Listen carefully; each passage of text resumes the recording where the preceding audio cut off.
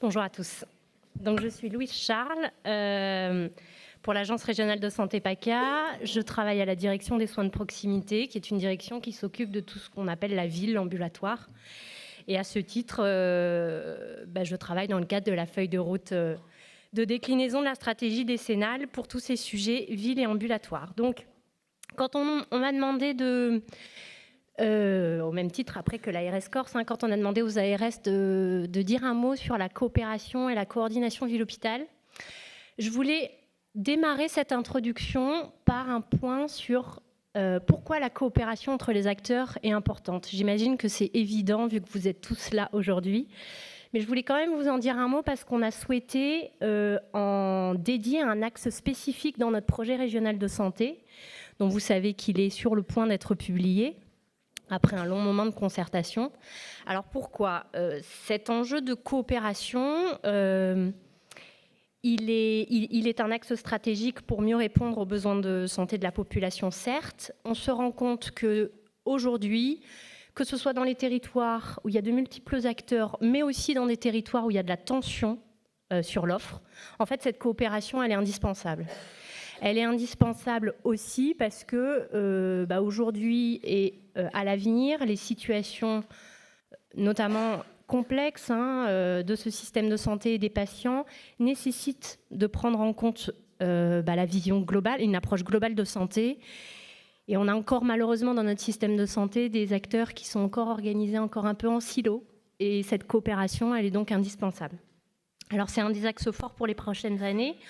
On se donne comme objectif d'encourager les synergies entre acteurs, notamment en développant la culture de coopération. Et on se rend compte qu'en fait, la coopération, même si tout le monde veut en faire, elle n'est pas si simple, elle n'est pas si innée, et qu'il y a besoin de se former, mieux se sensibiliser, mieux s'acculturer, notamment entre la ville et l'hôpital. Et je peux vous dire qu'on a eu des ateliers dans le cadre du projet régional de santé où on a encore des moments où on ne se comprend pas vraiment, on ne parle pas le même langage, etc. Donc c'est vraiment un objectif que l'on se donne. Ça peut paraître évident, puis ça peut paraître un peu classique de dire ça, mais on va redoubler d'efforts à l'ARS PACA pour faire en sorte que l'usager soit un acteur de cette coopération au même titre que les professionnels de santé. Et pour ça, il faut renforcer sa capacité à agir sur son propre parcours. Et donc, on redoublera d'énergie pour atteindre cet objectif. Et dernier enjeu, c'est le fait de dire, et M. Camerlot en a parlé tout à l'heure, des coopérations existent via les GHT, via les CPTS, via les maisons de santé, les DAC, les projets territoriaux de santé mentale, les contrats locaux de santé. Enfin, on pourrait faire une liste importante. Il y a différents types de coopération à des niveaux territoriaux différents, avec des objectifs et des géométries variables. Il faut qu'on s'appuie sur l'existant. Il faut qu'on s'appuie sur ces dynamiques pour renforcer cette coopération. Alors, je vous ai listé quelques résultats attendus pour sortir de ces généralités. On a des résultats très précis qu'on attend en termes d'interconnaissance des acteurs dans les territoires autour de thématiques de santé publique.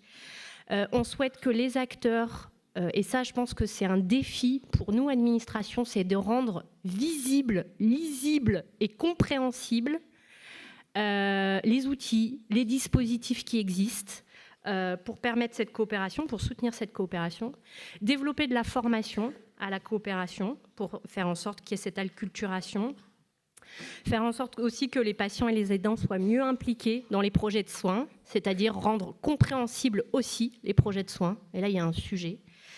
Faire en sorte aussi qu'on utilise les outils numériques. C'est bien beau de développer des outils, encore faut-il qu'il y ait les usages derrière, et on sait combien c'est pas évident. On aura une attention forte au développement des protocoles de coopération et des pratiques avancées, et puis à soutenir les innovations qui vont dans le sens de plus de coopération. Alors, maintenant, ce sujet de la coopération qui peut s'appliquer à n'importe quelle thématique de santé publique, si maintenant, aujourd'hui, on l'applique au parcours cancer, qui est le sujet qui nous intéresse aujourd'hui, je vous ai remis là sur la diapo quelques éléments que vous savez, mais je les redis. En région PACA, c'est 31 000 nouveaux cancers qui sont diagnostiqués chaque année. Ah oui, merci. Ah oui, vous n'aviez pas la diapo, d'accord. Bon.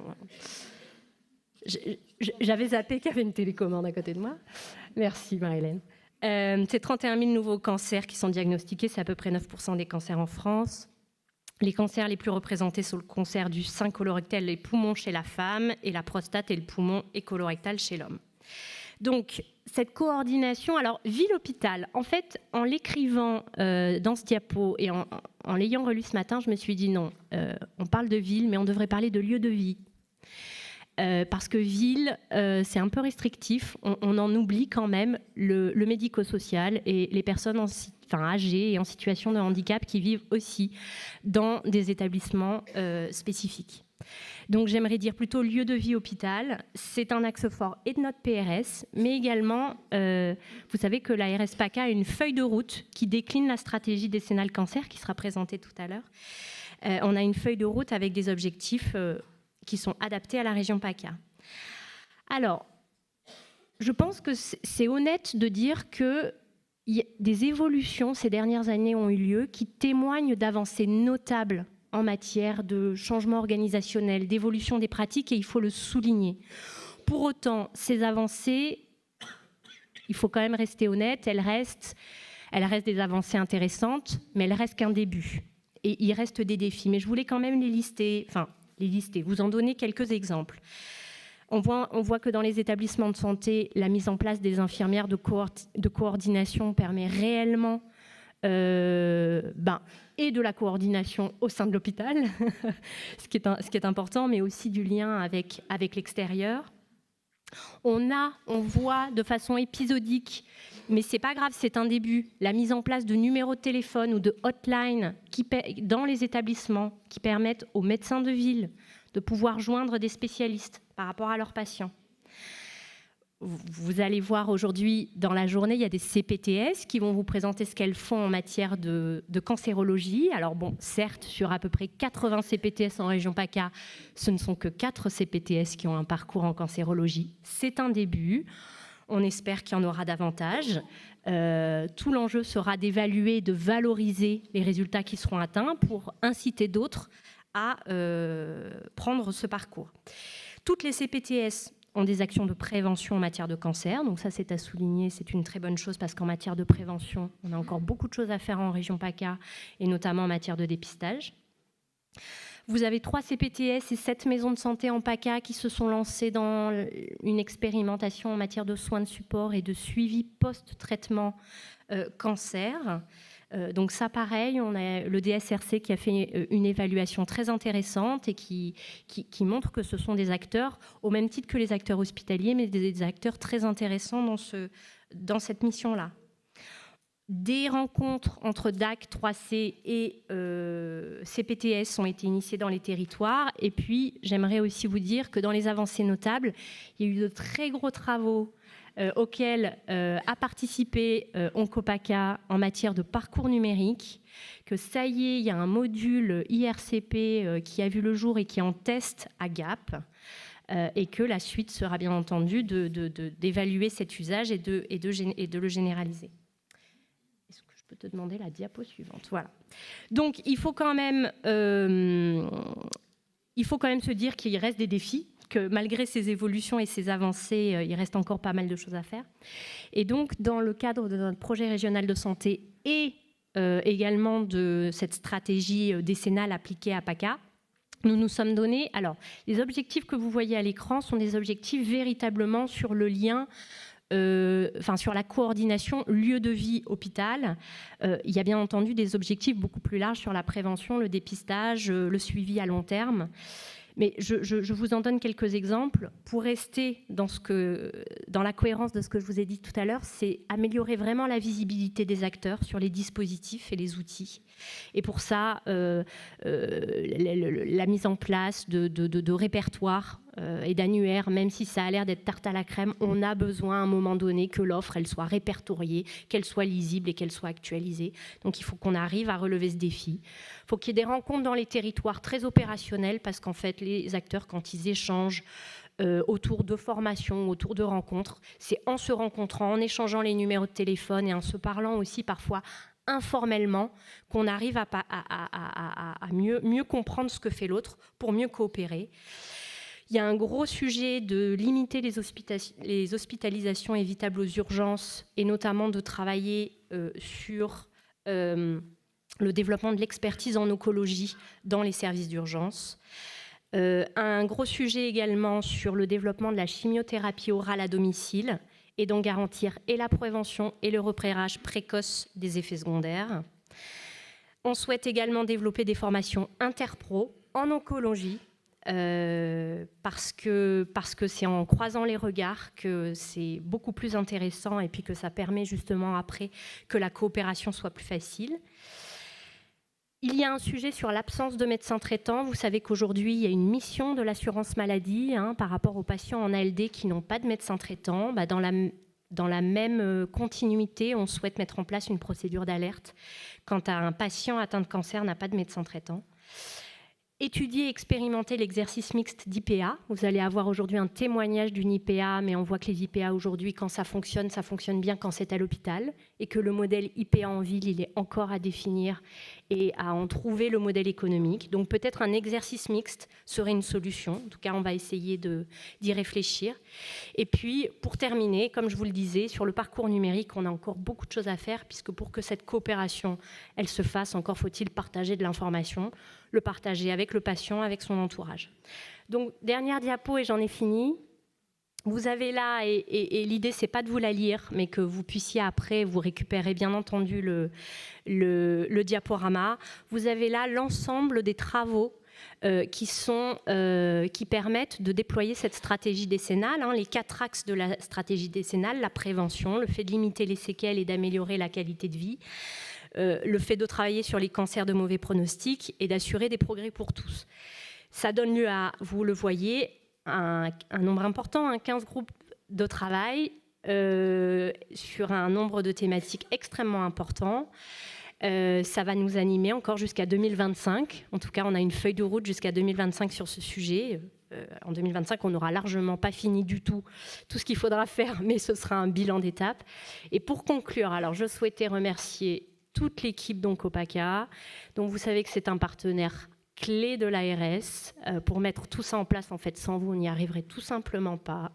Donc je voulais vous remercier toute l'équipe de tout ce que vous avez fait toutes ces dernières années et tout ce qu'on va encore construire ensemble. Je sais que c'est pas toujours simple, que c'est beaucoup de travail pour toute l'équipe. Et j'ai une petite pensée aussi pour l'équipe de Réop avec qui vous travaillez beaucoup. Je sais qu'ils sont là voilà, bonjour, pour les enfants atteints de cancer. Vous faites partie des partenaires vraiment, vraiment, vraiment importants pour l'ARS. Et voilà, je vous remercie.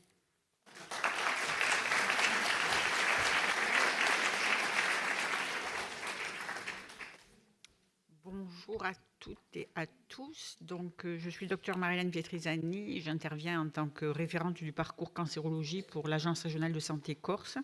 Et donc, je vais poursuivre les propos de Louise, avec qui nous travaillons, puisqu'en fait, il y a une interface très importante au niveau des 2 agences régionales de santé et de leurs référents parcours. Et puis, je m'associe bien sûr aux remerciements à la fois du réseau pour l'organisation de cette journée, qui est toujours un grand plaisir, parce qu'on partage à la fois des expériences, mais aussi on a des rencontres. Et ça, c'est toujours très intéressant de remettre l'humain au centre des choses. Et puis aussi le Réop, avec qui on travaille beaucoup et qui est là aussi, qui est présent. Donc, un petit mot sur comment on a travaillé la partie en fait de la place de la coordination dans notre projet régional de santé. On a voulu faire 2 fiches thématiques, une fiche parcours, amont, pendant, aval, avec une forte implication des acteurs sur le virage préventif d'une seule santé, donc pour lequel on a organisé déjà un séminaire premier recours pour pouvoir en fait partager ces éléments-là et avec des acteurs qui aujourd'hui dans d'autres régions étaient très impliqués. Et puis on a voulu aussi faire une fiche thématique sur les filières de soins en oncologie, puisqu'en fait on était plus sur le parcours filière hospitalière et on a accentué aussi la prise en charge et la fluidité de la ville vers l'hôpital, retour vers la ville, comme l'a très bien souligné Louise. Donc l'objectif pour nous, c'est vraiment de rendre accessibles et lisibles les filières de soins, du pré-diagnostic à la fin du traitement. D'une part, pour réduire les délais de prise en charge, ça vous connaissez bien, mais c'est aussi pour améliorer la qualité de vie, puisqu'en fait, on sait qu'il y a des ruptures de parcours et que c'est toujours un peu le parcours du combattant et qu'il ne faut pas alourdir par une double peine, en fait, ces patients qui ont un cancer. Et puis, c'est surtout sécuriser les retours à domicile, puisque vous savez que les temps hospitaliers sont de plus en plus réduits. Et donc, il faut que finalement, le retour à domicile se fasse dans les meilleures conditions et qu'il y ait un lien très fort avec l'équipe de premier recours. Et je sais que c'est parfois compliqué pour les équipes de premier recours de récupérer des patients quand elles n'ont pas l'ensemble des informations de la prise en charge de ces patients. Et dans tout ça, la coordination, mais bien évidemment, c'est un enjeu très fort. Il y a des travaux actuellement à partir de l'article 51 que vous connaissez tous, qui va rentrer dans le droit commun sous le terme parcours coordonné renforcé. Et en fait, on est en train de capitaliser beaucoup d'expériences, puisqu'en fait, dans la plupart des articles 51, il y a un volet coordination qui est très très fort. Et donc, ça nous permet en fait d'avoir de la matière pour pouvoir travailler. Et je me suis permise de classer en fait la coordination sous deux entités. La coordination clinique, qui est en fait celle que vous pratiquez de prise en charge au quotidien, qui s'étend de plus en plus parce qu'on multiplie les acteurs. De la coordination des organisations, c'est-à-dire des effecteurs, comment ils se mettent en ordre de marche pour améliorer en fait une prise en charge et un parcours. Dans tout ça, on l'a dit tout à l'heure, un outil qui est essentiel, c'est le dossier de cancérologie sur lequel l'agence travaille avec son GRADES qui est présent dans la salle et avec un chargé de mission de manière à pouvoir justement fluidifier et avoir toutes les informations puisqu'en fait, le dossier communicant, c'est le dossier partagé par excellence ville-hôpital dont il faut assurer à la fois la complétude, ce qui n'est pas rien, puisque ça veut dire tout ce qui est interopérationnel pour éviter tout ce qui est double, triple saisie, puisqu'on l'a toujours connu, et en même temps qu'il puisse avoir, je dirais, un accès par des intervenants qui, au départ, ne sont pas toujours dans le parcours, mais peuvent l'être, notamment les services d'urgence que tout à l'heure a souligné Louise. Donc, quelles sont les actions que nous avons prévues en termes de coordination clinique, puisque j'avais évoqué cette double entité. Le premier, c'est le renforcement de tout ce qui est coopération ville-hôpital. Aujourd'hui, c'est vrai qu'il y a des infirmiers de parcours. On va le prioriser sur les parcours les plus ambulatoires. Nous avons 2 expériences sur le territoire, avec une expérience sur le Bastien Institut du Sein, qui commence très tôt, puisqu'on est sur toute en fait, anomalie perçue par la femme qui peut en fait s'adresser par l'intermédiaire à la fois de la patiente et du médecin traitant à un numéro qui est dédié. Et puis l'expérience Oncolink de thérapie orale, qui est un modèle organisationnel qui, j'espère, pourra rentrer dans le droit commun, qui en Corse est en fait mis en place sur la filière hématologie dans un département, mais on espère la mettre en place sur toutes les filières d'oncologie, qu'elles soient liquides ou qu'elles soient solides. Donc ça, c'est vraiment pour nous un élément très important. Le deuxième, c'est accompagner les établissements dans la mise en place des nouvelles organisations dans les cancers de mauvais pronostic. Vous savez qu'il y a des appels à projets de l'INCa sur ces organisations-là, qui sont des organisations ville-hôpital. L'idée, c'est qu'en fait, ces organisations produisent des référentiels de bonnes pratiques. Et pour nous, ça sera accompagner nos professionnels pour en fait appliquer ces référentiels de bonnes pratiques afin de fluidifier au maximum la prise en charge de ces cancers. Ensuite, c'est faciliter la gestion de l'urgence et des complications.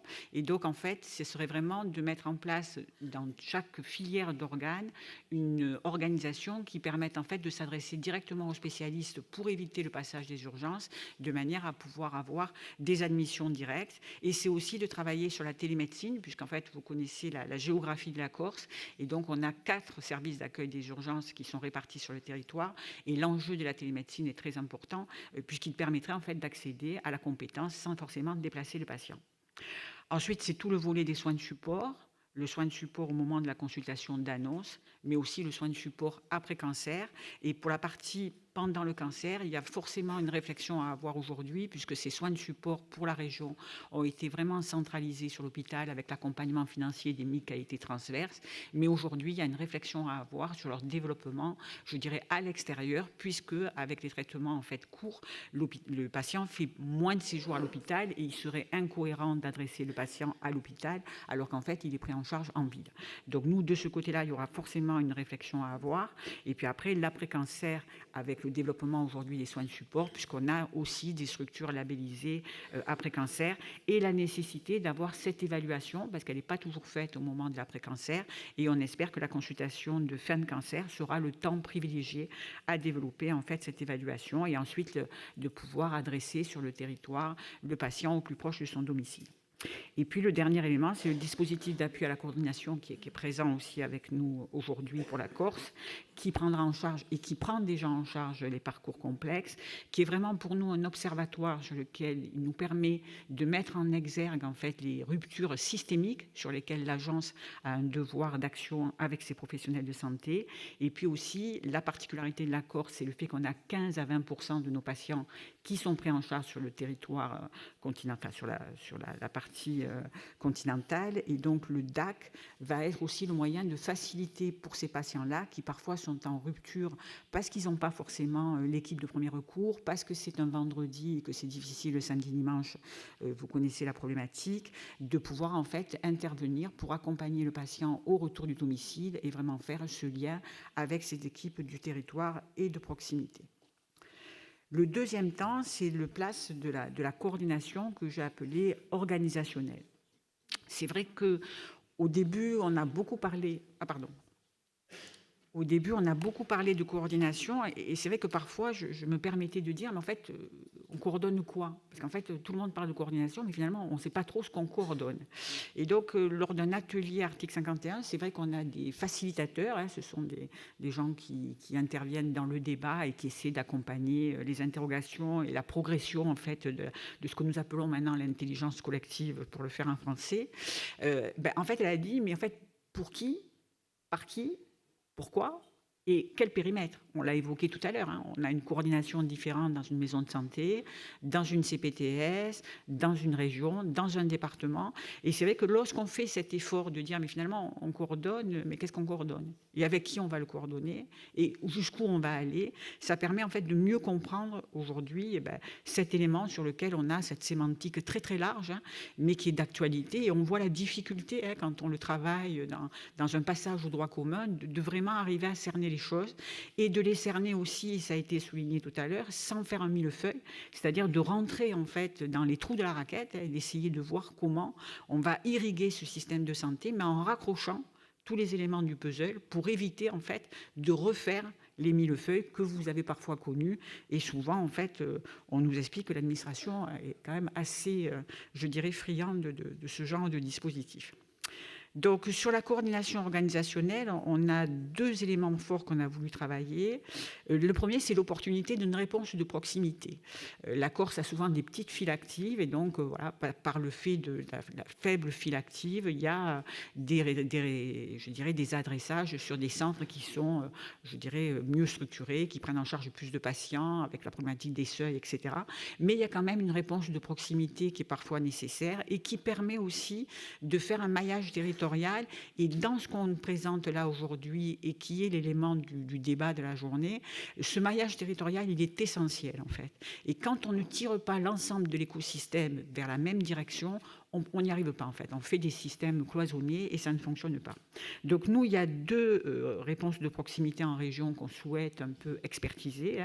C'est l'oncopédiatrie et pour cela, on aura l'appui du REOP et de l'OIR qui se met en place et l'oncogériatrie avec l'appui des UCOG aussi. C'est de voir comment on peut créer en fait une animation locale tout en restant avec les centres de compétences.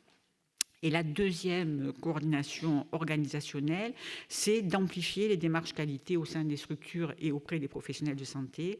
Et ça, c'est le référentiel que vous attendez tous sur les centres de coordination en cancérologie, qui vont en fait faire apparaître de nouvelles missions qui vont appuyer les missions déjà existantes, mais qui vont donner aux 3C des missions supplémentaires et qui va conforter en fait le rôle d'animateur du territoire des 3C autour de la en cancérologie, bien sûr avec le dispositif spécifique régional de cancer, puisqu'en fait c'est deux leviers essentiels en termes d'accompagnement de l'ensemble des structures et des professionnels à l'évolution en fait de leur mission. Voilà pour ce que je voulais vous partager.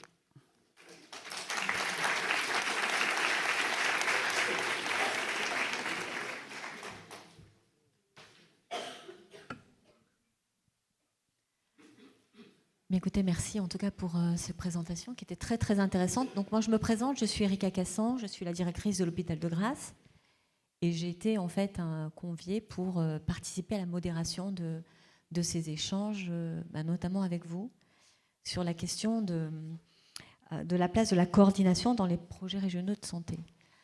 Alors, moi je suis en fait arrivée dans la région il y a peu, puisque j'ai pris mon poste en janvier de cette année.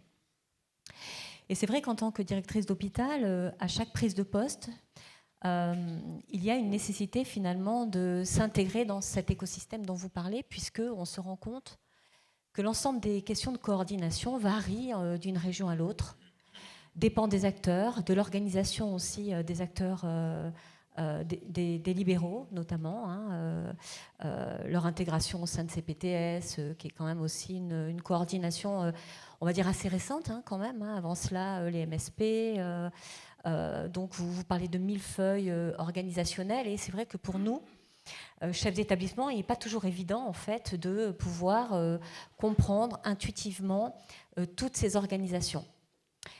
L'intérêt des PRS, finalement, c'est de donner des feuilles de route et de pouvoir aussi faire des points, de se questionner, en fait, sur les organisations telles qu'on les perçoit, telles qu'on les vit aussi.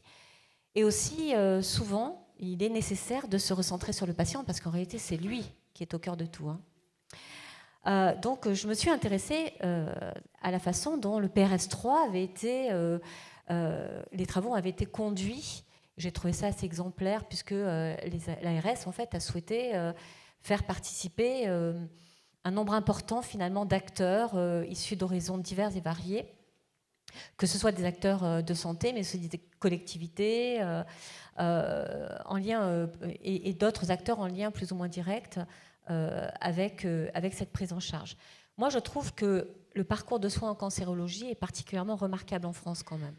Et c'est bien aussi parfois effectivement, de voir nos marges de progression, c'est intéressant, mais c'est parfois aussi intéressant de se retourner et de voir en fait tout ce qu'on a fait. Je constate qu'en réalité, cette nécessité de se coordonner, elle est formelle depuis 1997, je crois, en cancéro, on est bien d'accord. Mais en réalité, les acteurs, ils se parlent depuis longtemps.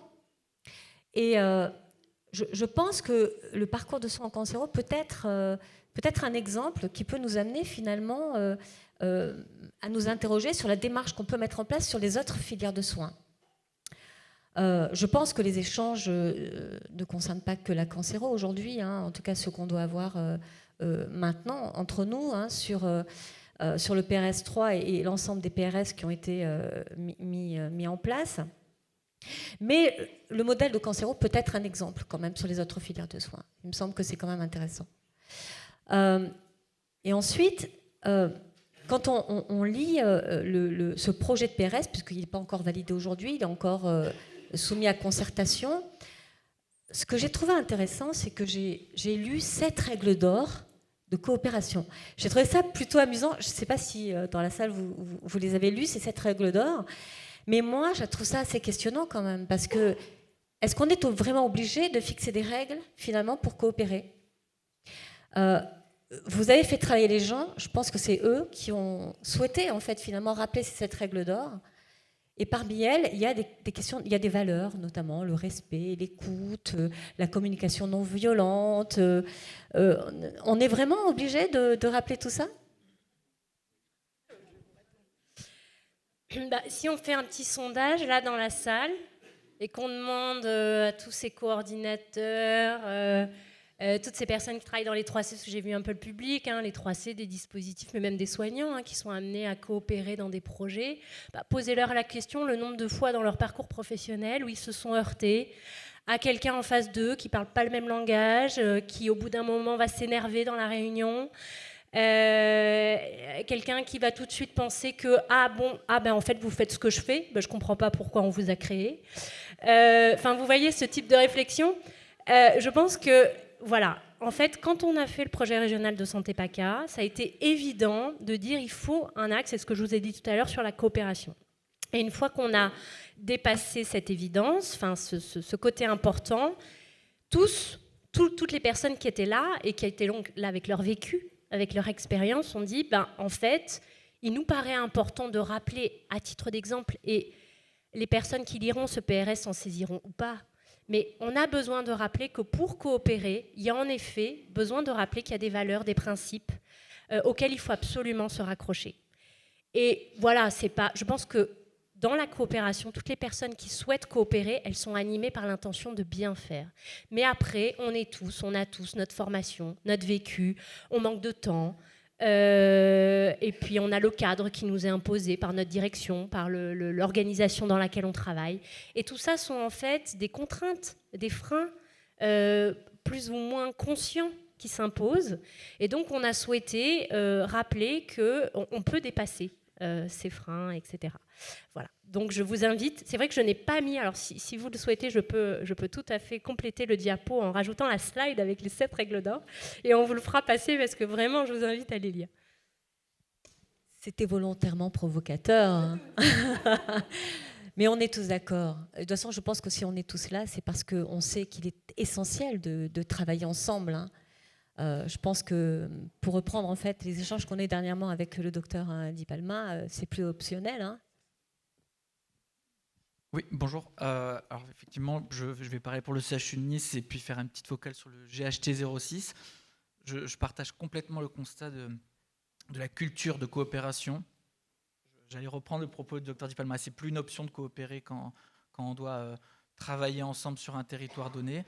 Et quand on voit les chiffres que vous indiquiez, 31 000 cancers diagnostiqués chaque année, c'est pas un luxe en fait, c'est une nécessité. Et pour le coup, je rejoins là aussi le docteur Erika Cassan sur le fait que, en fait, on fait des choses bien. Il faut peut-être le dire aussi de temps en temps, ça fait du bien. Il y a une vraie action, des vraies actions qui sont menées sur le territoire. Et en déclinaison du PRS, il y a aussi des projets médico-soignants de territoire qui sont partagés. Alors sur le 06, on est en train de rédiger le nouveau PMSP et notre axe central qui sera retenu, un de nos axes majeurs, c'est le lien ville-hôpital, avec des filières déjà prioritaires identifiées, cancer du sein, cancer colorectal, hématologie. Et ces éléments-là, on a voulu associer dès le début de la réflexion les DAC, les CPTS. Ça permet déjà de se connaître. Vous l'avez dit, parfois on a l'impression qu'on fait la même chose, donc les mettre autour d'une table sur un enjeu, sur un diagnostic commun, partagé, connu, c'est déjà aussi apprendre à travailler ensemble. Avant même de commencer à identifier des actions, à partir d'un diagnostic identifié, c'est déjà aussi faire œuvre, je pense, de réussite. Et puis, il y a des outils concrets qui sont déjà mis en place sur le GHT 06, pour ne citer que lui, des actions communes, des filières d'adressage. Le Centre Antoine Lacassagne, avec le CH d'Antibes, ont identifié un label parcours du sein, enfin parcours cancer du sein, qui est aussi une façon de donner visibilité aux outils. C'est-à-dire qu'on labellise des parcours où on voit que tout est bien mené, tout est bien coordonné. On développe au sein du CHU et sur le GHT un futur label parcours cancer du foie et parcours greffe hépatique, parce que c'est autant d'actions qu'on peut donner à voir sur le territoire, pas que public, dans les cliniques, avec les autres opérateurs, en médecine de ville, savoir qu'il y a un label, parce que ça fait un peu bien aussi de donner un nom label, qui existe sur un territoire, quand on est recours comme le CHU, qu'on peut s'adresser au CHU pour des filières comme ça d'excellence, c'est toujours intéressant. Et puis, vous l'avez dit, il y a un besoin qui est celui, quand on voit l'augmentation significative de dépistage et en même temps une pyramide des âges côté médecin qui est décroissante, donc beaucoup de départs à la retraite, se coordonner avec des futurs médecins, mais aussi des IPA, des IDEC, c'est pas une nécessité, c'est aussi anticiper l'avenir et les nouveaux métiers. On en parlera, je pense, tout à l'heure avec le docteur Di Palma, mais c'est autant d'actions qu'il faut mener, se faire connaître avec la HAD Nice, pour celle que je connais, donner déjà à partager peut-être des postes, parce que c'est aussi comme ça qu'on crée de la culture commune, et donc des filières, autant d'actions. Enfin, si on peut partager parfois les galères, il faut aussi partager les projets. C'est un peu l'idée qu'il faut retenir, je pense.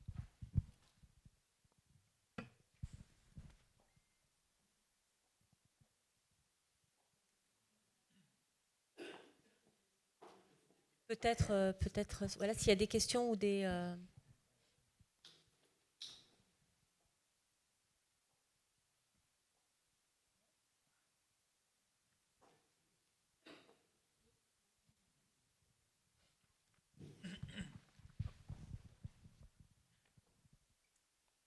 Merci.